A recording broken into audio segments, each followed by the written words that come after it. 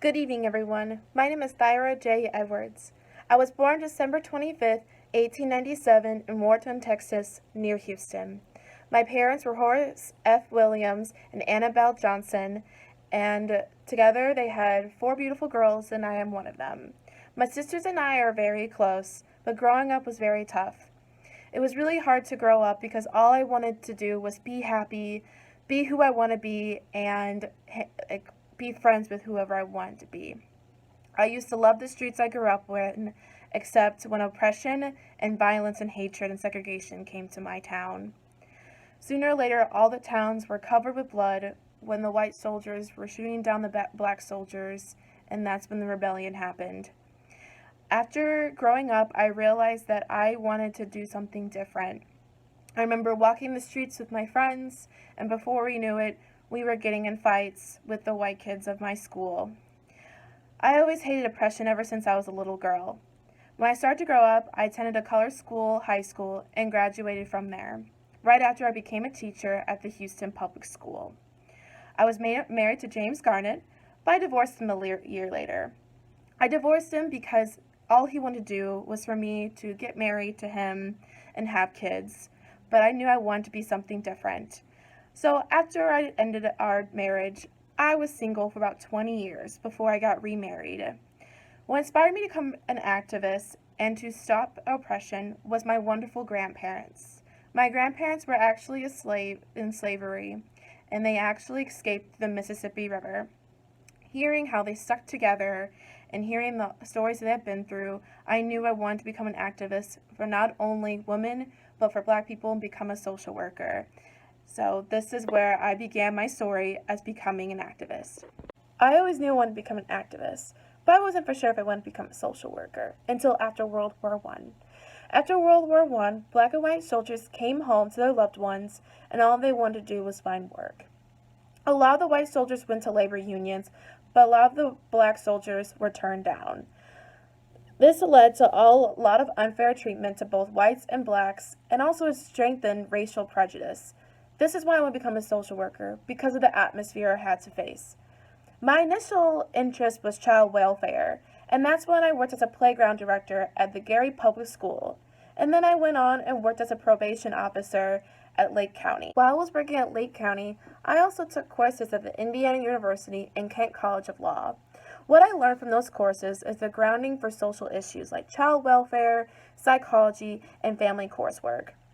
My training in social work gave me a lifelong belief that if diversity was just shown to a lot of people, a lot of these issues would go away, and if we understand and appreciate diversity. I was promoted to a child placing agent for the Lake County Board of Children's Guardians after I was a probation officer for about 3 years. I was promoted. About 3 years later, I found the Lake County Children's Home, and I served as the director of it, and I was director of it for 5 years. About 2 or so years later, I realized I wanted to expand my knowledge of not only social work, but being an activist, and that's when I decided to look more at social movement and social issues. And I became friends with a lot of the white social workers. I became close friends with Helen Castle Mead, Jane Addams, and Mary McDowell. Through that, I had many research with them and many talks with them when it came to what I've been doing with oppression and how I've been saying my voice. I began to study more economic history and labor relations.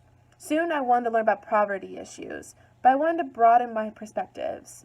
My coursework led me to a social work theory and practice overseas. I decided through observations that I was going to travel, and so I did. I knew this would help me become a social worker to understand more about diversity. I was in Denmark for about 6 months studying at the International People's College.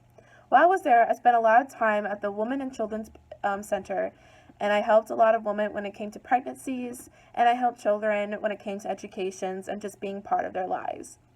I also wanted to learn more about how state-sponsored agencies deal with social welfare issues, so I sat in a lot of meetings to understand more of those aspects.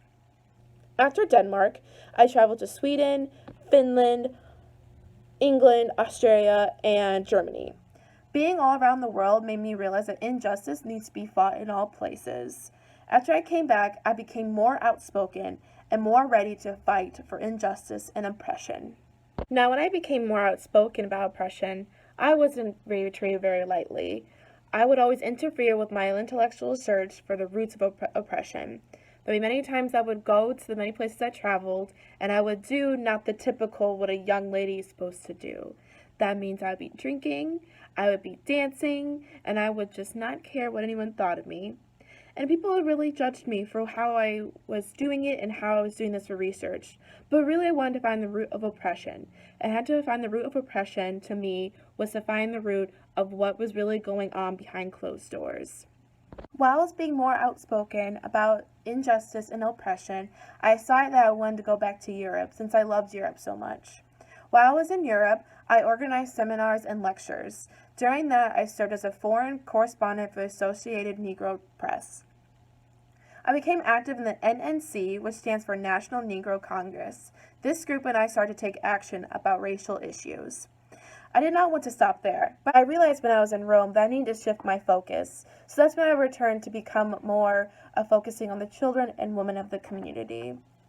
Actually, I was really surprised because in 1938, I was reading a newspaper, and on the front page was a tribute to me as the embodiment of the spirit of the African American womanhood. I was very impressed and I was very honored. And after a few years later, in 1944, I was named one of the most outstanding Negro women in the world. And I did not want to stop there. I wanted to keep being outstanding. So in 1953, I organized the first Jewish child care program.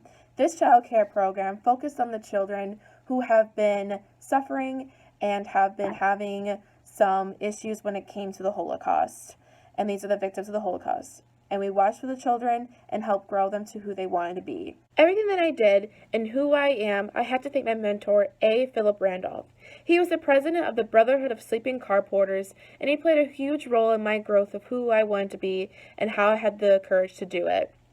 He also helped me get a scholarship to attend Brookwood Labor College in New York and the International People's College in Denmark.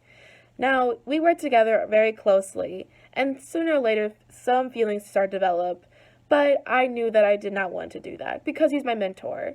Oppression really took over my family and my friends and my community. And I knew at a young age that I had to do something to fix it and make it right. Now, a lot of people think, how come I didn't stick with my marriage? How come I didn't do this? How come I didn't do that? But I became an outstanding woman with nominations, and I made a change not only for myself but the people around me. And that's something that I continue to be proud of. Now, my daddy always told me to stay in my lane and to always just do what's right.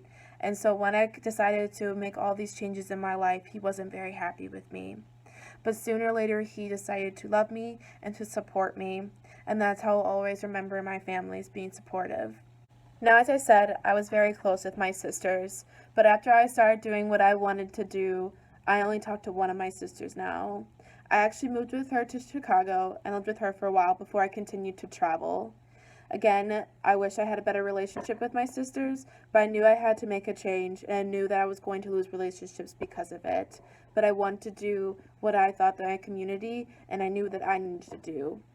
I died July 9th, 1953 from breast cancer. I actually found out I had breast cancer after I had the tribute to me in my honor from the newspaper. That's why I had to come back from Europe. But I had never let that stop me.